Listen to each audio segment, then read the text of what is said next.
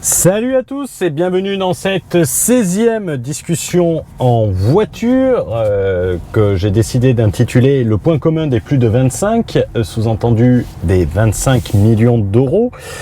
Vlog numéro 16 de la chaîne dans lequel je vais vouloir te partager une discussion que j'ai eue avec des ex-entrepreneurs, donc tous à la retraite, et qui ont comme point commun, en plus d'être à la retraite, d'être tous dotés de plus de 25 millions de fortune personnelle, de peser plus de 25, donc ça pèse.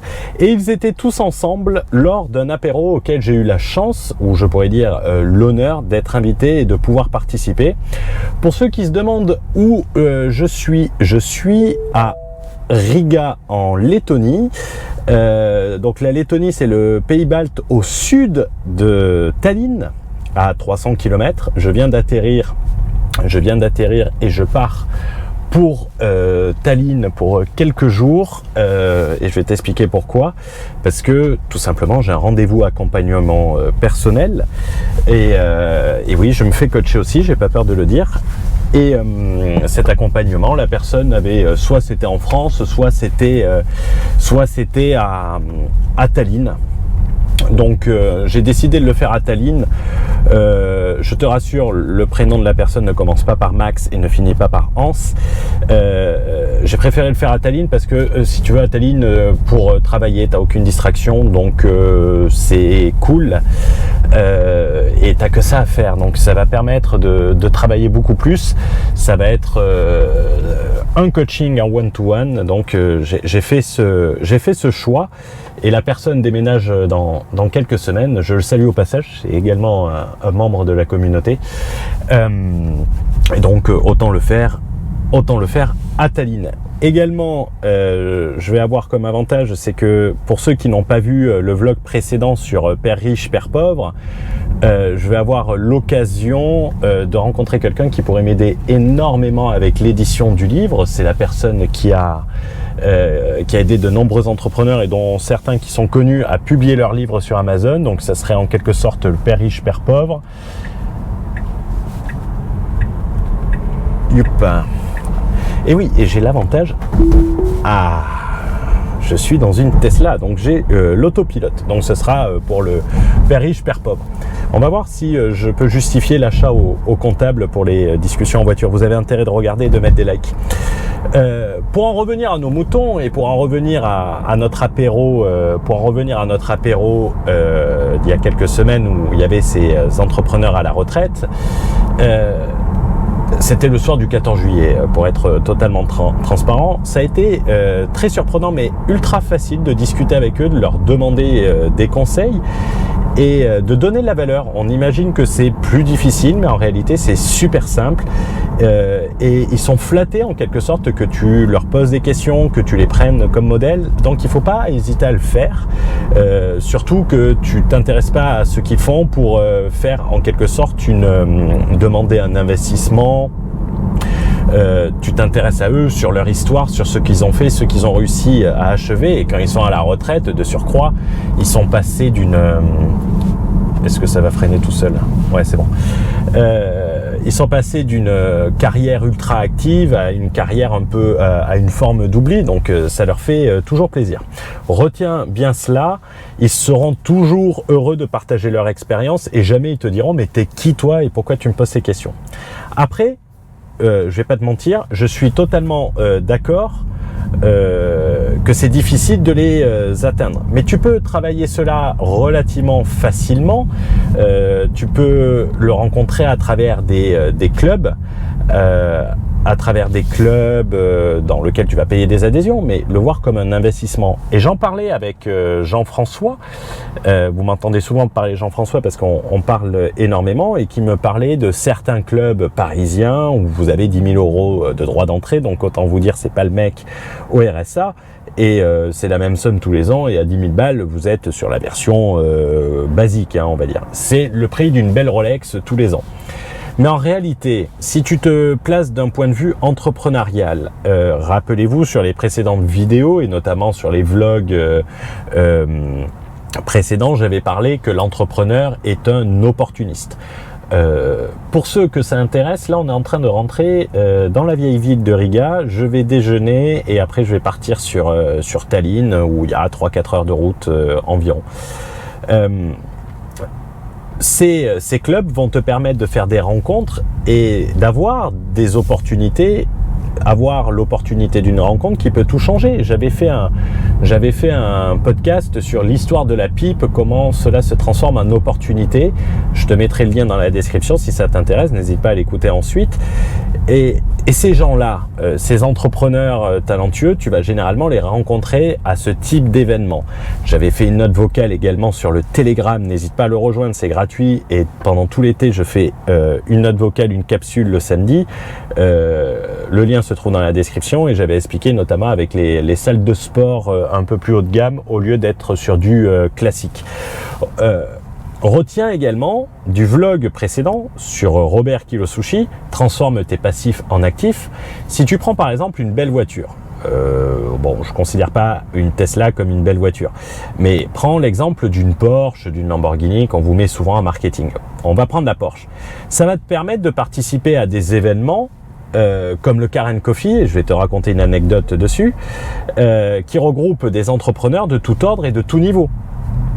J'y avais participé en 2016 ou 2017, donc pas avec mon véhicule, c'était le véhicule de mon boss.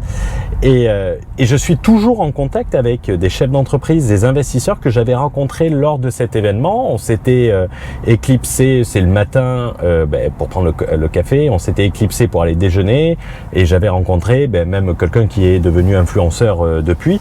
Donc tu peux toujours trouver des opportunités à travers ces canaux-là et il ne faut pas les délaisser en tant qu'entrepreneur.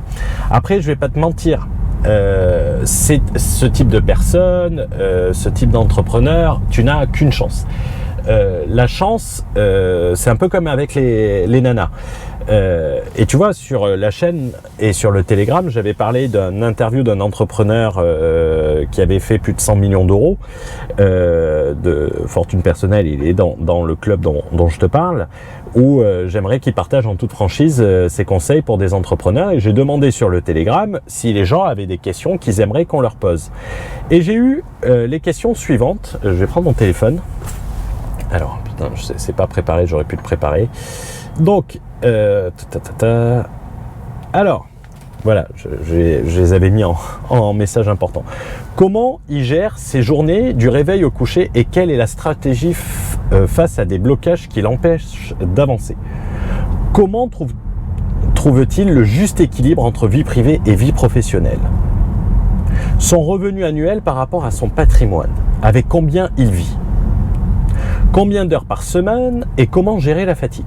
Bref, je veux pas jeter le discrédit sur ces questions, mais on parle pas, on est face à un vrai entrepreneur, on parle pas à Jean-Michel, coach de vie, qui a suivi une formation sur Internet et qui allait faire une retraite chamanique à Bali. C'est des questions intéressantes s'il est coach de vie et qui te veut un accompagnement dessus. Mais là, en posant ce genre de questions à ce type d'entrepreneur, tu risques de passer pour un illuminé de la NUPES, limite extrême gauche, quoi, qui veut réduire le temps de travail à 32 heures et avoir 16 semaines de congés payés. Déjà parce que le mec, selon moi, il va se sentir bête, car c'est une autre génération, il va pas savoir quoi répondre, et il va avoir l'impression de ne pas avoir mis ces choses en place et de ne pas s'être concentré sur ça. Par contre, sur le Telegram, j'ai eu des questions excessivement intéressantes. Les questions excessivement intéressantes que j'ai eues, je vais les prendre également. Allez, si je me prends un PV pour téléphone au volant, ça passera en frais société. Comment s'y prendre s'il devait recommencer à zéro? Et sur quoi il concentrerait son énergie? Je trouve cette question exceptionnelle avec le recul. Alors, on aime bien ce type de question parce que repartir de zéro, ça nous le met au même niveau que nous. Et sur quoi il se concentrerait son énergie? Ses plus grosses erreurs. Alors, ses plus grosses erreurs, j'aime beaucoup la question. Elle est super intéressante. Mais par contre, vaut mieux mettre un petit côté positif du style quelles ont été les plus grandes erreurs et quel enseignement pour aller plus loin cela t'a permis d'avoir. Bon, tu le mets tu le mets en phrase, ça a plus de gueule, et comment ces erreurs t'ont permis d'aller plus loin dans le business. Par contre, j'ai été étonné de ne pas avoir certaines questions que personnellement je considère importantes. Détenait-il à 100% sa société? Sinon, qui étaient ses associés et quelle était la répartition? Puisqu'on est habitué à avoir 100% sur Internet, mais et je vais t'en parler un peu plus loin. L'ambassade française. Quelle était la stratégie bancaire pour développer sa société? C'est l'ambassade française. En même temps, ça vous fait une petite visite. Bon, on fera on fera une petite vidéo à Riga. Ça permet de comparer. Ça permet de comparer les villes. Ça vous fait découvrir en même temps. Et en plus, électrique, ça doit pas faire de bruit de moteur, donc ça doit être assez sympa. Donc c'est des questions assez intéressantes, le financement, les banques, la stratégie bancaire, y avait-il des associés, comment a-t-il choisi ses associés, quelles étaient ses participations? Je trouve ça très intéressant. Au-delà de ça, et pour revenir à nos moutons, le club des 25, dans cet apéritif d'entrepreneurs, il y avait 5 entrepreneurs qui avaient tous entre 65 et 75. On était tout le temps en présence de bâtisseurs. Qu'est-ce que je veux dire par bâtisseur? Alors j'allais manger dans le vieux quartier, je fais un petit tour comme ça. C'est quand on avait vraiment des gens qui étaient concentrés sur le business et celui qui avait le moins réussi de tous, si on peut parler de moindre réussite à ce niveau-là, c'était celui qui avait la Rolex, qui avait l'Aston Martin décapotable, même s'il a bien réussi pour autant, mais les autres, les détails extérieurs, limite tu lui donnerais 10 euros. Pour donner un exemple, celui qui avait le plus réussi du groupe, il avait plus de mensualités de crédit à rembourser que de salaire à l'époque où il était entrepreneur. Il ne prenait pas en compte les loyers à sa décharge. Je lui avais demandé pour l'immobilier, comment il investissait. Il disait mais moi j'investissais massivement, j'avais dans les 12 000 euros de salaire et j'avais plus de 20 000 euros de remboursement de crédit si je ne prenais pas en compte les loyers. Avec l'effort d'épargne, c'était beaucoup moindre. Et les conseils qu'ils ont pu donner, et je vais te prendre des exemples concrets, c'était de maîtriser, que ce soit les outils financiers, la relation bancaire, les outils juridiques, de ne pas avoir peur d'avoir recours au conseil. Et si tu poses la question, c'est pas pour te vendre quelque chose indirectement que je te dis ça, c'est vraiment que c'est important. Ces gens-là étaient excessivement bien entourés. Et les outils juridiques, l'expert comptable n'avait pas conscience, alors que pourtant c'était un expert comptable, de tous les leviers juridiques qu'il avait et qui servaient de multiplicateur aux leviers financiers. Et quand tu leur demandes sur le contexte actuel, est-ce que tu pourrais refaire la même chose, puisqu'on a souvent la réflexion, je vais me mettre derrière la poliçaille. On a souvent la réflexion, c'était possible avant et plus maintenant. Rappelle-toi que ces personnes, elles ont connu les cracks de 2008, les cracks de 2000, les dot-com, les premiers chocs pétroliers, les crises financières russes dans les années 90 et tout le reste. Le c'était possible avant, c'est tout le temps une réaction et qui est en fait une sorte de justification. Cette sorte de justification, c'est en fait une excuse à l'échec et une excuse à l'inaction. Qu'est-ce que je veux dire par là? Ça me rappelle une histoire que mon grand-père me racontait, et mon grand-père me racontait cette histoire, c'était l'histoire de l'enfant. Putain, ça pipe dans tous les sens, c'est assez casse-couille. Il me racontait l'histoire de l'enfant à qui on lui demandait d'aller chercher un fruit, et l'enfant qui n'arrivait pas à attraper ce fruit allait dire à son père que le fruit n'était pas mûr, au lieu de dire je n'ai pas pu l'attraper, il était trop haut. Je ne sais pas si quelqu'un connaît cette fable ou s'il avait déjà entendu, mais c'est quelque chose qui m'a fait rigoler et que mon grand-père me répétait sans cesse. Oh, que c'est chiant. Au lieu de voir un risque, de se dire ouais, c'est pas le bon moment pour agir, je vais attendre, agis. au lieu de voir les risques, voient les opportunités.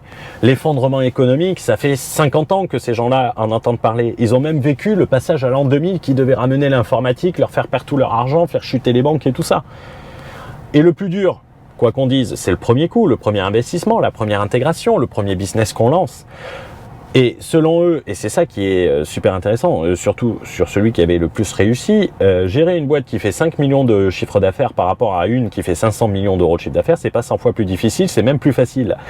Car en réalité, cela va être plus facile dans une grosse entreprise où tu vas pouvoir te concentrer sur ta zone de génie que sur un format entreprise du web où tu es tout seul, où tu dois t'occuper de la comptabilité, des TVA, tout vérifier et gérer tes freelances et gérer tes freelances.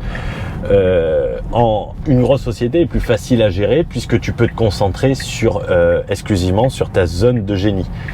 Et c'est ça qui est très intéressant. Un des autres entrepreneurs, c'était un grossiste en moquettes. Il vendait des moquettes, le mec. Donc tu te dis, putain, comment il est arrivé à ce niveau-là? Et ce qui est intéressant aussi, et ça peut faire rigoler quand on te parle de moquettes, le mec aujourd'hui possède plus de 140 appartements. Et ce, sur pas dans un seul pays. Et aujourd'hui, il verse à sa fille, et même si je peux trouver ça un peu bête, il verse à sa fille plus de 20 000 euros de salaire pour qu'elle ne fasse rien. Et partout où il allait à l'étranger pour vendre sa moquette, il en profitait pour acheter des appartements et comble du comble.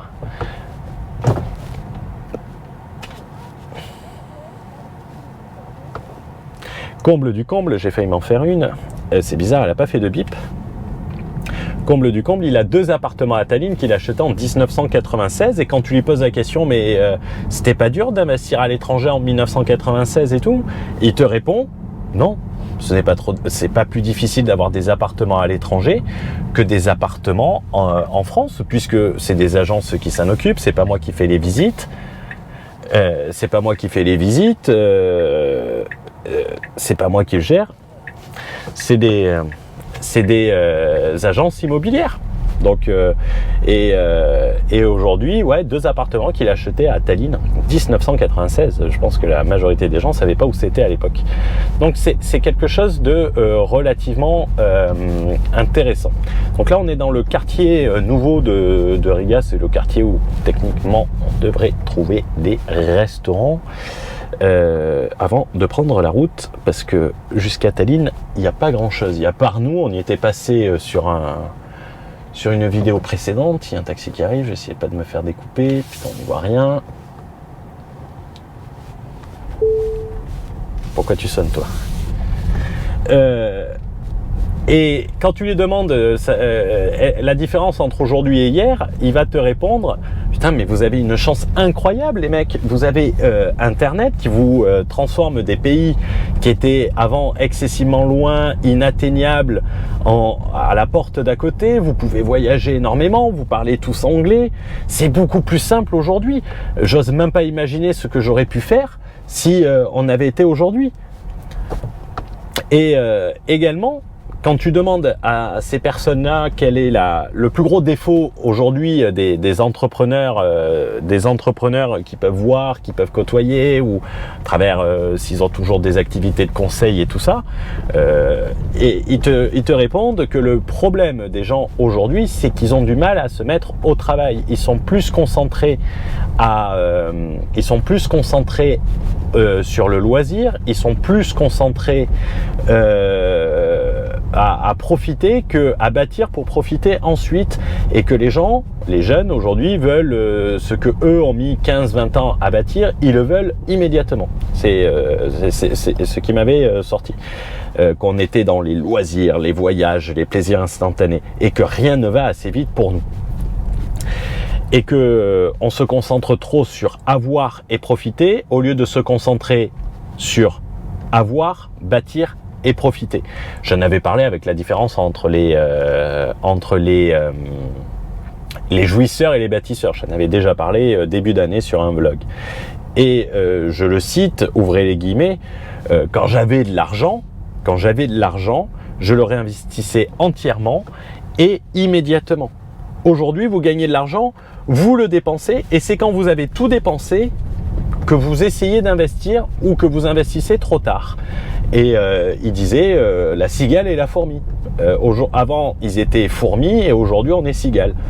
La personne qui avait la plus forte réussite ce soir-là, on parle en plusieurs centaines de millions d'euros. Alors tu peux le croire, tu peux pas le croire, c'est pas mon problème, je suis pas là pour te convaincre. C'est un expert comptable de profession. Je vais pas citer son nom. C'était la personne dont je voulais faire l'entretien. Il avait vendu son cabinet d'expert comptable quand il avait 52 ans et il a tout réinvesti dans un domaine qu'il ne maîtrisait pas, qui était un domaine médical. Et il dit, l'importance n'est pas le domaine. Quand tu lui demandes des conseils pour investir, développer là où il faut investir, j'avais reçu ces questions, il te dit, c'est pas tellement le domaine, c'est ta compétence qui a le plus d'importance. J'avais fait un podcast, je vais vous en mettre des liens dans cette vidéo, c'est pas pour faire un CQFD, je vous avais fait une vidéo, tu n'auras jamais besoin d'argent si tu as ça, et je parlais de la compétence. Dans ce podcast, je te le mettrai dans la description. Et son histoire, elle est relativement simple quand tu lui demandes de te le résumer. Il avait réussi à racheter un tout petit centre médical dans le sud-ouest de la France, ouais, c'était à Montpellier. Et les gens, les financiers du secteur se sont foutus un peu de sa gueule. Ils se sont foutus un peu de sa gueule en lui disant qu'il n'y arriverait pas. Et quand ils ont commencé à voir les résultats qu'il avait, ils ont commencé à se dire et à aller le voir, écoute, nous on a les fonds, toi tu as l'expertise, et pourtant c'était pas un médecin, c'était un comptable.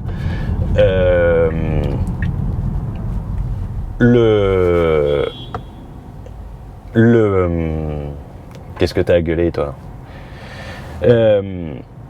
Ils ont décidé de se dire, écoutez, on monte une association. On monte une association et on s'associe. Ils ont reproduit la même chose sur d'autres sociétés.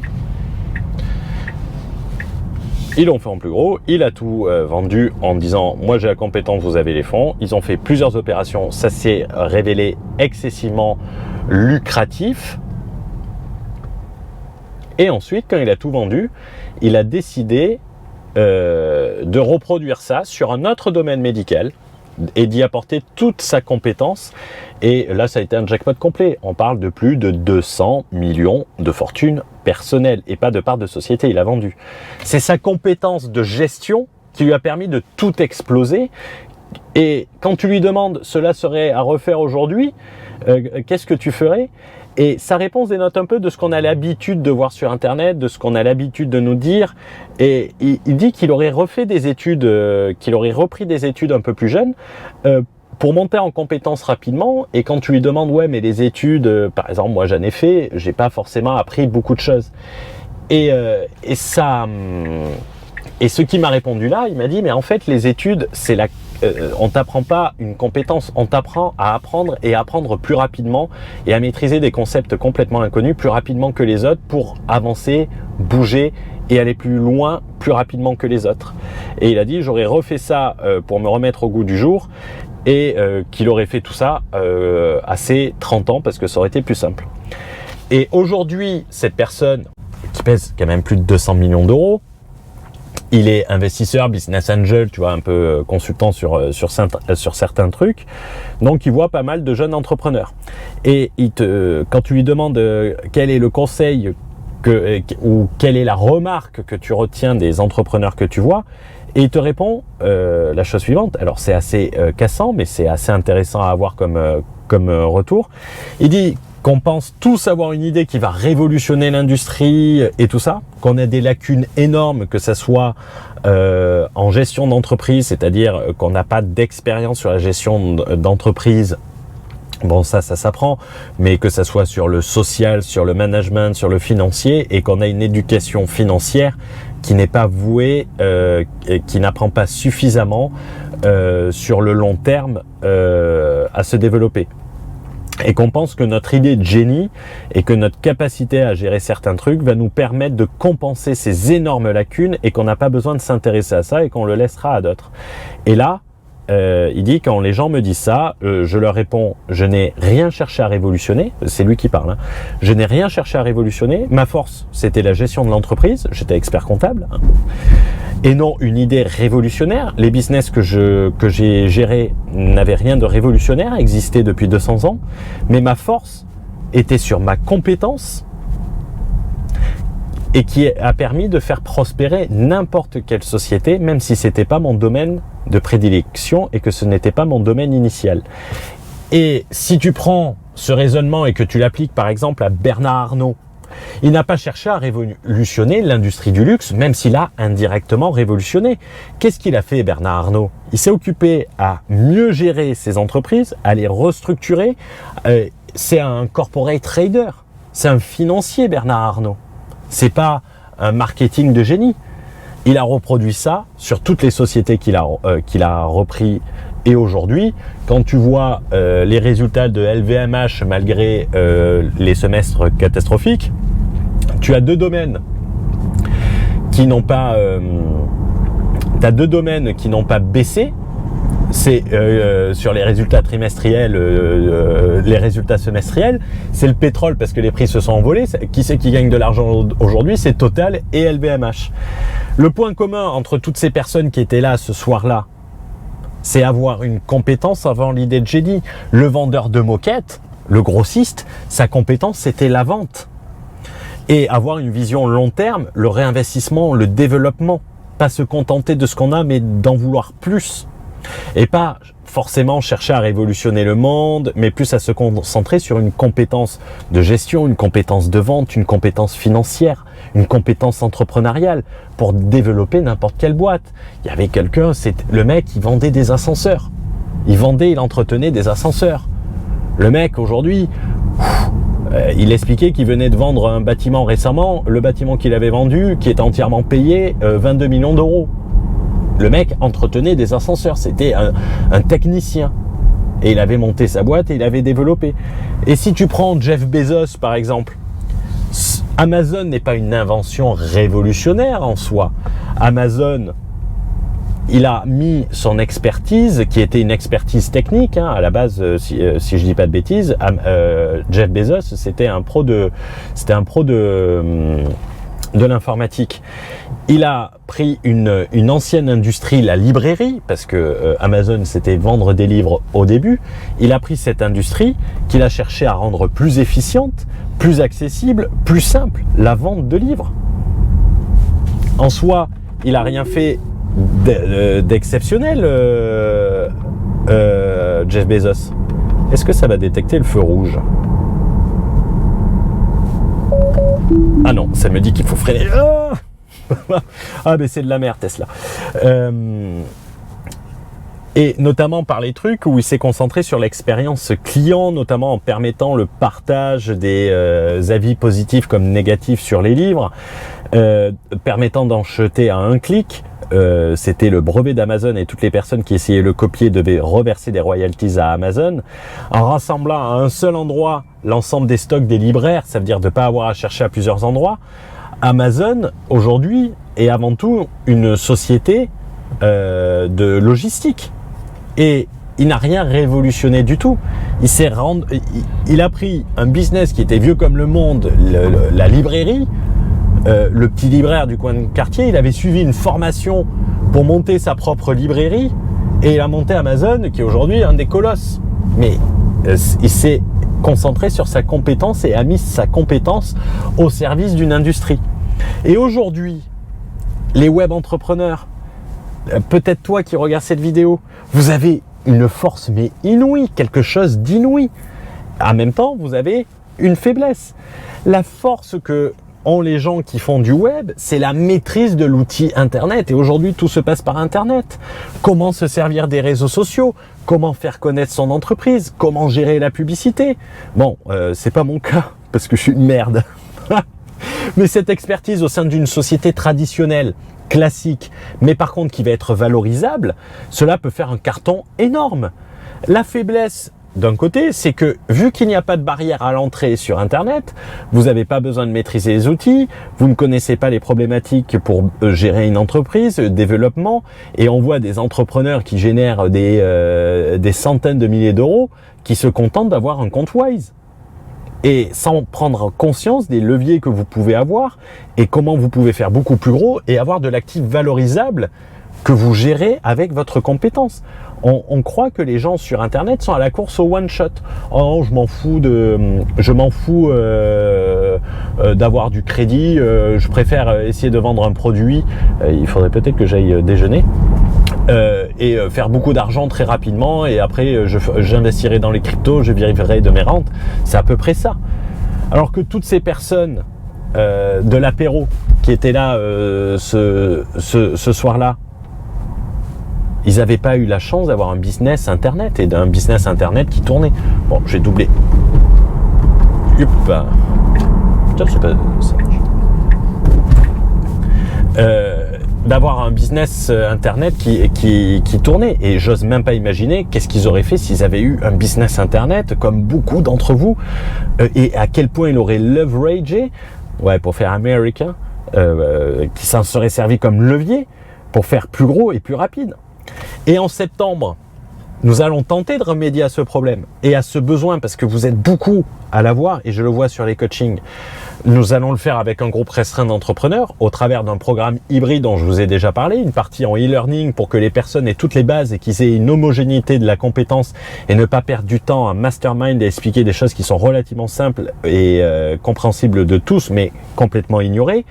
Et ça s'accompagnera ensuite d'un mastermind hot seat, oui, il faut utiliser les termes, avec ce groupe d'entrepreneurs où nous allons pouvoir regarder comment concrètement mettre leur business à un autre niveau avec des exemples concrets pour ceux qui s'inscrivent.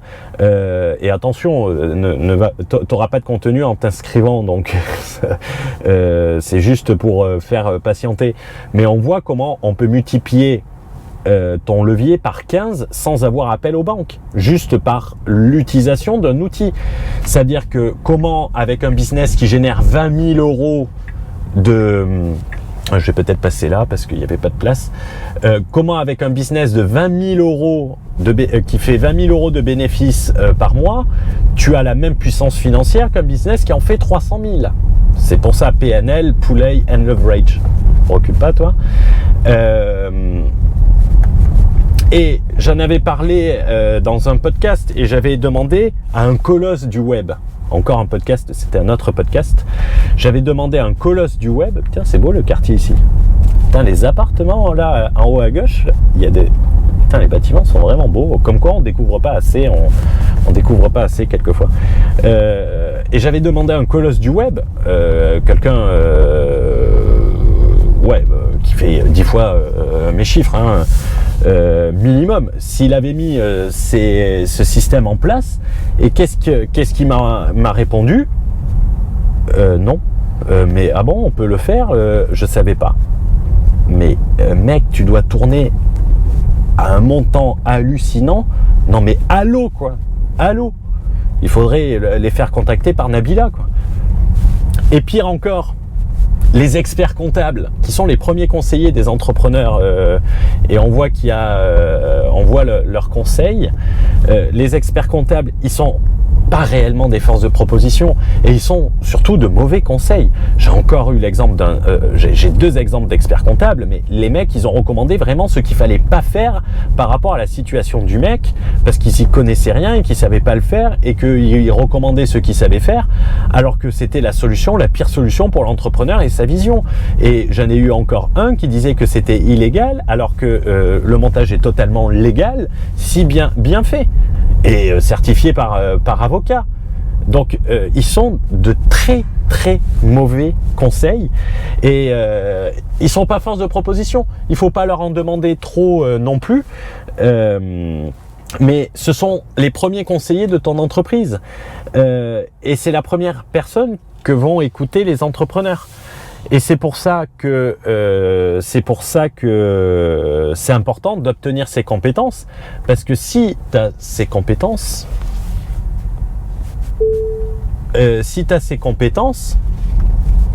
C'est toi qui vas dire à l'expert comptable, j'aimerais qu'on mette ça en place, et il va devoir se renseigner. Et s'il te dit, ouais, j'en suis pas capable, et tu changeras d'expert comptable. Mais si tu attends qu'il soit force de proposition, j'espère que tu es patient.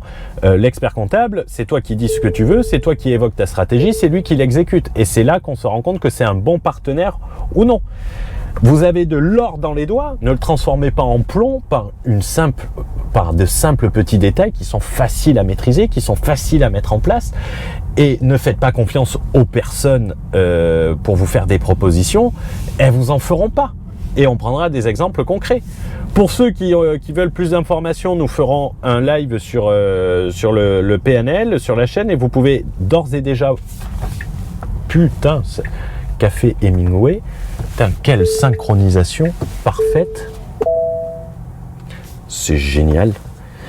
Vous pouvez déjà vous inscrire dans la description et en commentaire. Par contre, je le dis de suite, priorité absolue aux entrepreneurs et membres de nos programmes en priorité. Ne t'inscris pas si tu n'as pas encore d'entreprise, ça va être destiné aux entrepreneurs pour le développer. Les places seront limitées, ceux qui rejoindront le premier, bien évidemment, ils auront un avantage, que ça soit en termes de contenu, de prix et de surprise, et ça va permettre de donner un maximum de valeur, et vous n'êtes pas prêt à avoir ça. Il n'est de si bonne compagnie que celle qui se quitte. Bon, si je dis que celle qui vient de passer était mignonne, on va me traiter de misogyne. Internet va donner des compétences incroyables. Ces dernières, couplées à l'utilisation des bons outils, des bons leviers, va te permettre à toi, entrepreneur, d'aller excessivement loin et excessivement rapidement. De transformer un business qui crache du cash en business qui se valorise, en business qui va te permettre de sécuriser ton indépendance financière, pour ensuite en profiter. Pas pour acheter une Lamborghini, pas pour acheter une Porsche et une Ferrari pour devoir les revendre ensuite quand tu as 2 années qui se passent mal à cause du Covid et que tu peux plus organiser des événements présentiels.